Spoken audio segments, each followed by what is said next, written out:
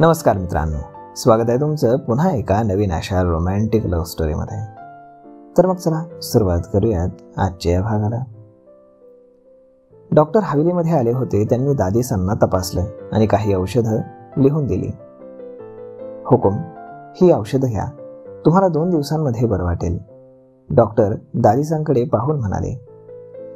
आणि हो, खाण्यापिण्याकडे दुर्लक्ष करू नका, हे त्यामुळेच झालंय. डॉक्टर पुन्हा म्हणाले.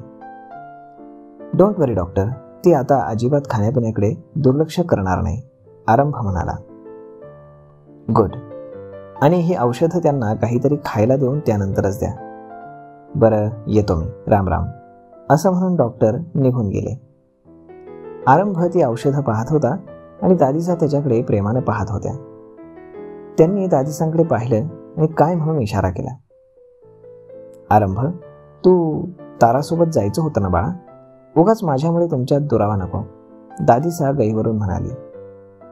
दादिसा प्लीज, तुम्ही मला मॉमपेक्षाही जास्त प्रिय आहात. या घरामध्ये माझ्यावर जर कोणी निस्वार्थ आणि खरं प्रेम करत असेल तर ते फक्त तुम्ही आहात. बाकीचे नुसता देखावा करतात. आरंभ एक दीर्घ श्वास घेत म्हणाला.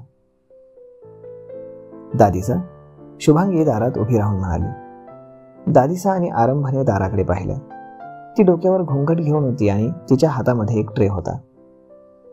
आत ये बहुराणी, दादिसा तिला पाहून म्हणाली. शुभांगी आत आली.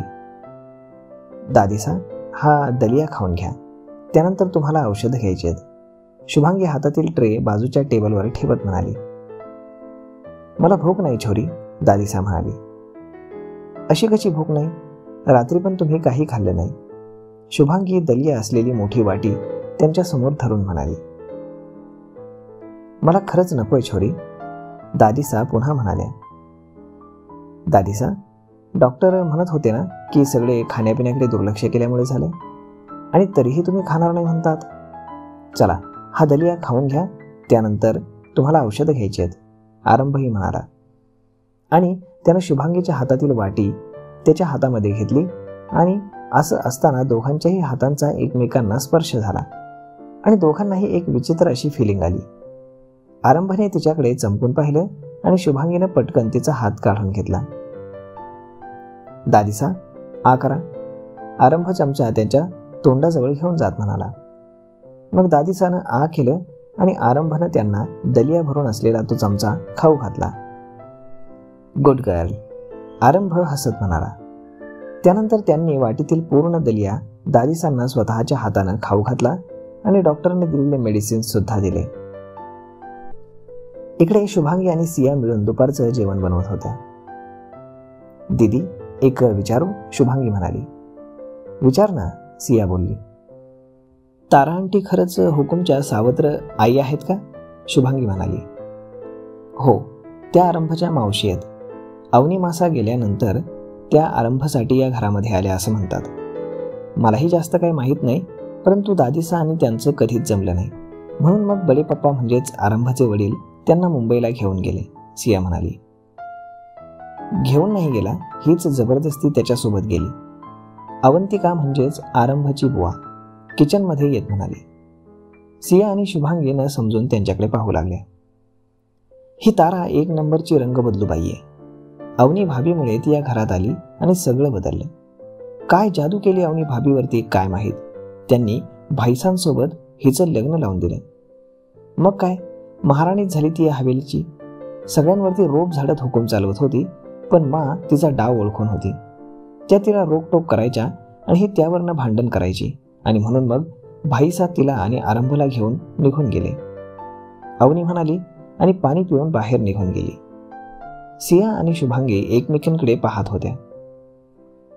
मग संध्याकाळी शुभांगी आणि शौर्य हवेली समोर असणाऱ्या गार्डनमध्ये झाडांना पाणी घालत होते. तोच एक लाल दिव्याची गाडी हवेलीच्या आत आली आणि त्यातून एक धिप्पाड देहाचा एक रांगडा तरुण बाहेर पडला. बाबासा, शौर्य पळत एका व्यक्तीकडे गेला आणि ते शौर्यचे बाबा म्हणजेच राघव जडेजा होते, जे एक मोठे पोलीस अधिकारी होते. त्यांना वारंवार दौऱ्यावरती जावं लागायचं, त्यामुळे ते जास्त करून बाहेरच असायचे. शौर्य, माय बॉय, कसा आहेस?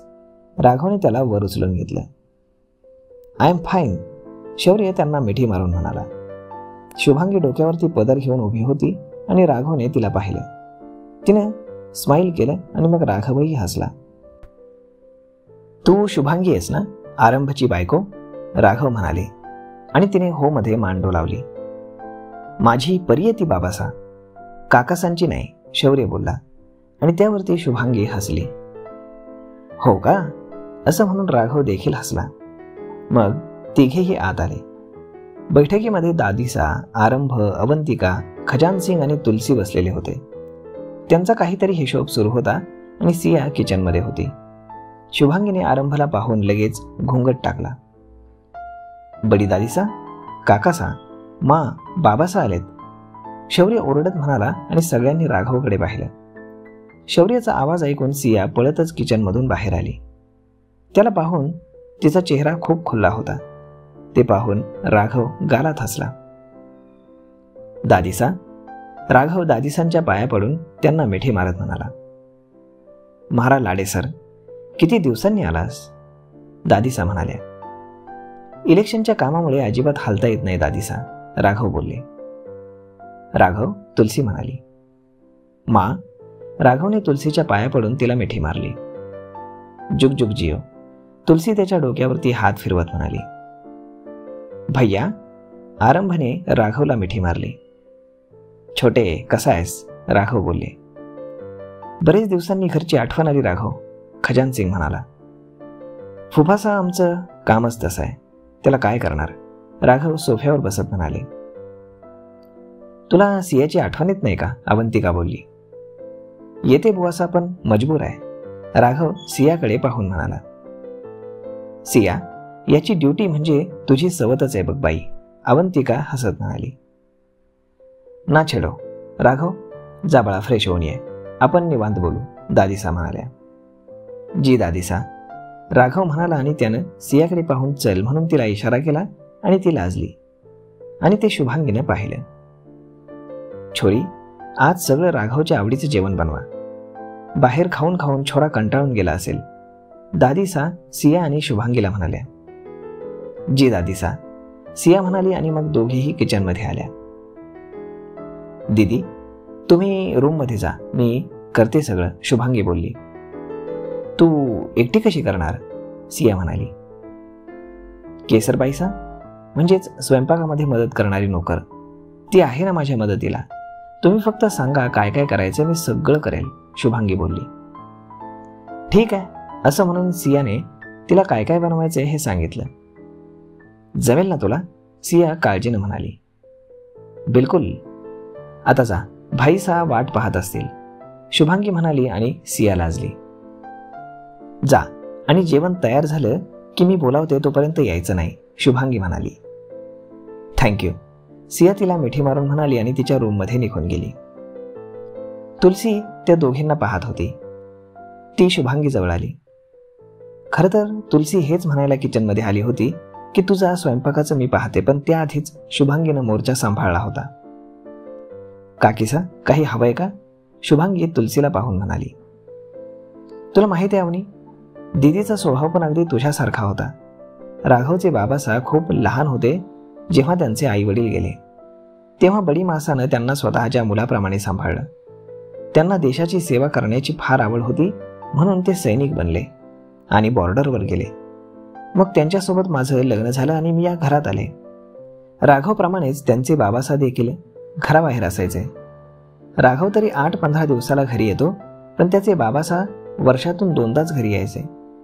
तेव्हा अवनी दीदी मला काहीच करू द्यायची नाही, म्हणायची तू भाईसांसोबत वेळ घालव, आधीच तुझ्या वाट्याला त्यांचं सुख येत नाही आणि त्यातही तू जर घरकाम करत बसलीस तर मग तुमचं नातं फुलणार कसं.